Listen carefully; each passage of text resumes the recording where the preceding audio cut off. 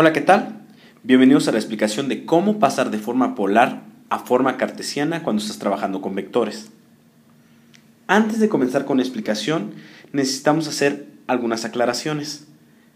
Este de aquí pretende ser un triángulo rectángulo con un ángulo teta. Lo que vamos a ver a continuación, el repaso o recuerdo de lo que vamos a señalar, es muy importante, pues lo necesitamos para transformar vectores de polar a cartesiana y viceversa.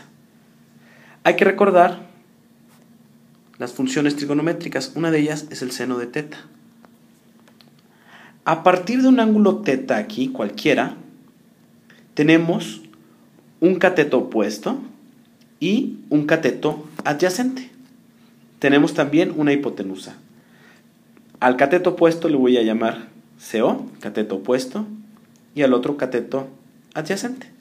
Esta será la hipotenusa. Pues bueno, hay que recordar que el seno de teta es igual a cateto opuesto, perdón, sobre hipotenusa.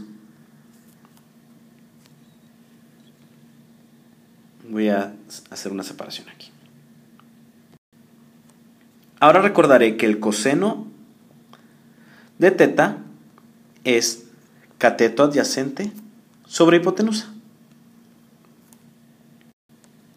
Y por último tenemos que la tangente de teta será la división entre cateto opuesto sobre cateto adyacente. Lo que tenemos justamente aquí es algo que tienes que saber o recordar para poder trabajar en el cambio de forma polar a cartesiana de los vectores. Veamos el siguiente.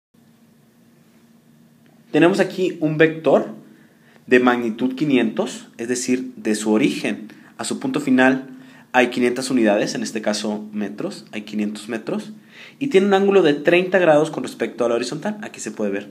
Esta es una representación polar, pues estamos dando magnitud y ángulo. 500 metros con 30 grados con respecto al eje de las X. Pasemos ahora a representación cartesiana. Para ello hay que recordar que la forma cartesiana es cuando encontramos el componente en X de este vector, este componente de aquí, y el componente en Y de este vector de acá. Si ponen atención, se podrán dar cuenta que cuando hablo de componentes, pareciera que estamos hablando de catetos. Voy a hacer este triángulo rectángulo aquí.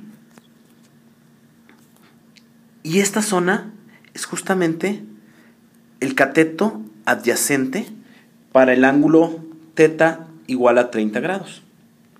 Por otro lado, este de acá va a ser el cateto opuesto. Y tenemos un perfecto triángulo rectángulo con una hipotenusa de 500, el cateto adyacente al 30 grados y el cateto opuesto a 30 grados. Pues lo único que hay que hacer es recordar las funciones trigonométricas que vimos anteriormente. Por ejemplo, seno de teta, en este caso seno de 30 grados, es igual a cateto opuesto sobre 500. Sobre hipotenusa.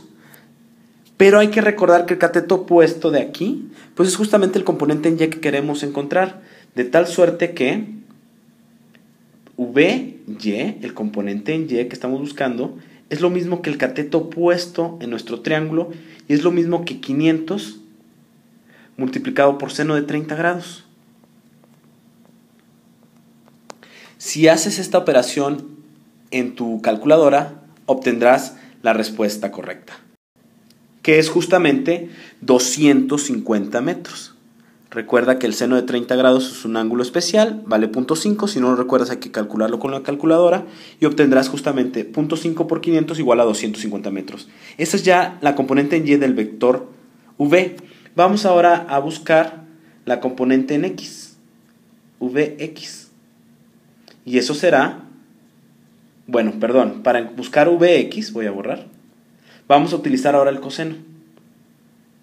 Coseno de 30, por definición, es el cateto adyacente sobre la hipotenusa. Pero resulta que el cateto adyacente es justamente pues, la componente en X del vector. Entonces voy a poner vector en X, el componente en X, sobre Pues ya voy a poner 500, pues la hipotenusa vale 500. Lo único que tengo que hacer es despejar el 500. Tendríamos 500 por coseno de 30 grados al hacer el despeje. Eso es igual a v de x. Lo pondré acá abajo. Vx, el componente en x del vector v, es igual a 500 por coseno de 30 grados. Aproximadamente, al revisarlo con tu calculadora, deberías de obtener 433 metros. Con eso has terminado. Podrás decir que el vector 500 con ángulo de 30 metros, representación polar, es igual a 250 metros en la componente en x, en la componente en y 433 metros en la componente en x. Con esto hemos terminado la explicación. Hasta la próxima.